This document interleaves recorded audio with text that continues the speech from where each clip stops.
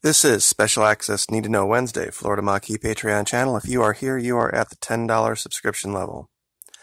This is the top level of training, and in today's video, we are going to move away from tactics, things like reductio ad absurdum and a straw man, and we're going to talk today about operations.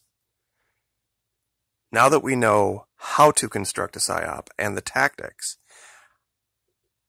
we need to start talking about how do we really put it together in the real world? How do we do this? A good place to begin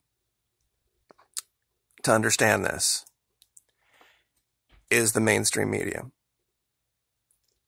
Now, people see memes like this, and they're like, well, yeah, we know that they lie and they put out disinformation.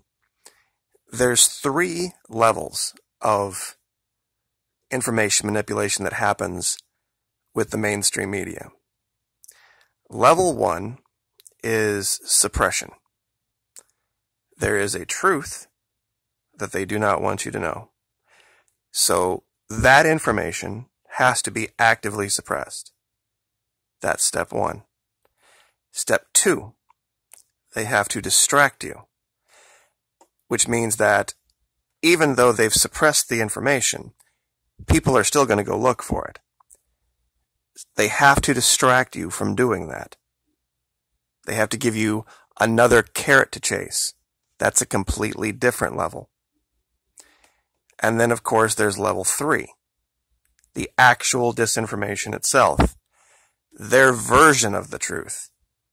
The carrot they want you to find. And that narrative they have to construct, and they have to do this all simultaneously so that when people get an idea of what they believe the truth to already be, there will be a preconceived, a pre-planned reward for them to find. This happens both on the left and on the right. Fundamentally, psychological operations is exactly what the wiki says it is here. Convey selected information and indicators to audiences to influence their emotions, motives, and objective reasoning, and ultimately the behavior of governments, organizations, groups, and individuals. And of course, at the end, it should say without it being known who is doing it and what their motives are.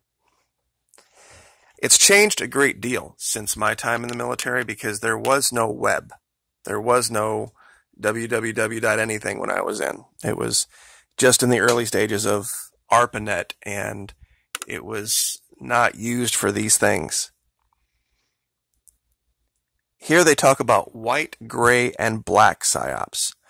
White PSYOPs are the idea of the government officially coming out with a position on something that may or may not be their actual position, but put out as an official statement in order to influence other governments. We see this all the time, especially from the State Department. This is one of the reasons that I think Heather Nauert was there. She's very good at putting out statements that seem just innocuous and benign, but have a desired effect of making other governments think we're in a position we're not in. Gray PSYOPs. Gray PSYOPs are ambiguous, meaning that we make statements that seem to be in line with our values, but could be interpreted many different ways, depending on the listener. And of course, it gives plausible deniability. This was something that Barack Obama was a master of, the gray PSYOP. The non-committal. And then most of the time when folks at YouTube talk about PSYOPs, they're referring to black PSYOPs. This is where friendly forces are pretending that they are enemy forces doing things to facilitate change. Like, for example, the classic false flag. You know, where there are people going back to 9/11 that it was an inside job, it was Americans, it was Israelis. This is quintessentially what people think of as PSYOPs, but the first two are actually quite a bit more prevalent. And I would argue more effective because people aren't looking for them. We've seen this idea, of course, that the American government seems to treat patriots, giant air quotes there, as badly as they do suicide bombers. When, if you look into history and how we came to be as a country, the folks that were fighting for freedom, the patriots, the founding fathers, so to speak, they were some pretty bad dudes, and for their day, they were seen in almost as negative a light as we see the terrorists of today. For much the same reason, they perceived the crown much the same way as the folks in the Middle East perceive Washington, D.C. I don't think any modern, quote-unquote, patriot would consider going down to their local IRS office and dragging somebody out, stripping them naked, pouring hot tar all over their body and covering them in feathers and hanging them in the public square simply because their taxes were too high. Now, we pay pretty high taxes, but it's hard to imagine what it would have been like to go get on a ship, sail for a couple of weeks or whatever, and end up here where everything was free by their standards. Timber, fish, game, land, even labor, slavery. There was no charge for any of it. You just basically needed the tools to harvest it. Mining, agriculture, not a dime. Not a dime was anybody going to charge you for it, and it just was a never-ending... The farther west you went was just another hill of endless stuff, and they still did this because of taxes.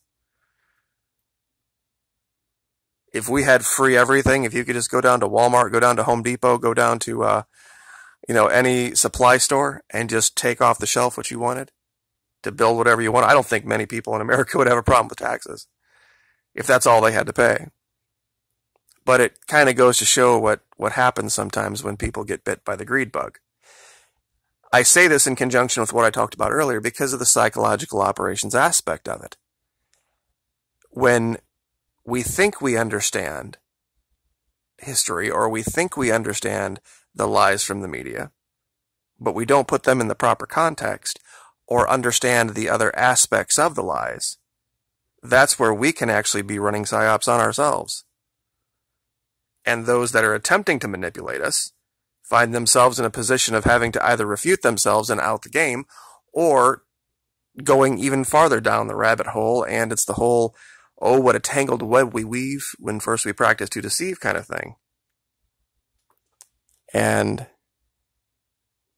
we're starting to see this a lot, especially here, because there was this idea that Google or YouTube decided that they wanted to delete a bunch of channels because they didn't agree with their political view on things. YouTube was an amazing, and still is, an amazing test bed for psyops, because you get information back about the effectiveness of your message in real time.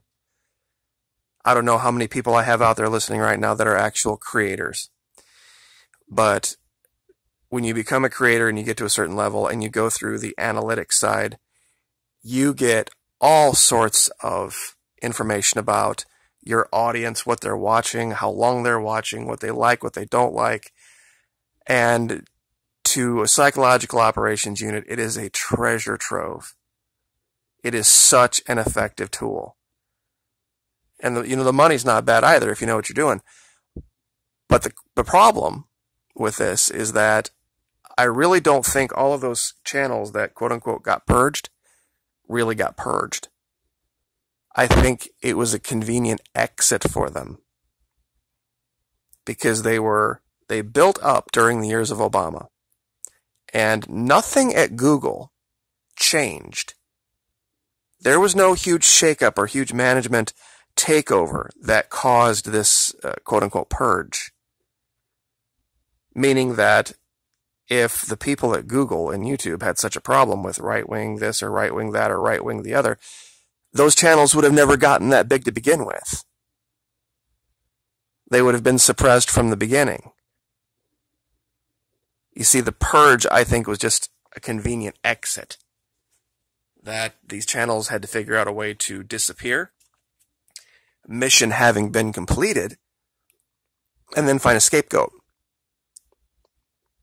And it's not hard. It really isn't to look through the revenue sharing agreement and find a way to get yourself shut down.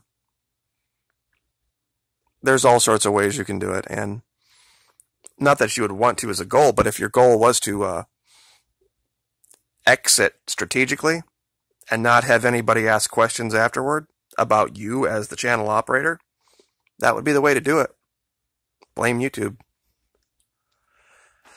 So psychological operations can be something that if you don't pay attention to all of the aspects, or if you try to do it by yourself, you can end up getting trapped.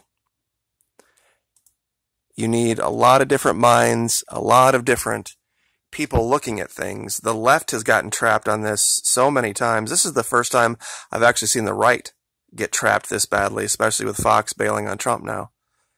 It's crazy to see. Go look at the top of the fold on the websites. You'll see more pictures of Trump on CNN now than you will on Fox. And it's pointing to something in the new year. I'm not going to commit to it yet, but I think we're going to see a pretty major shakeup.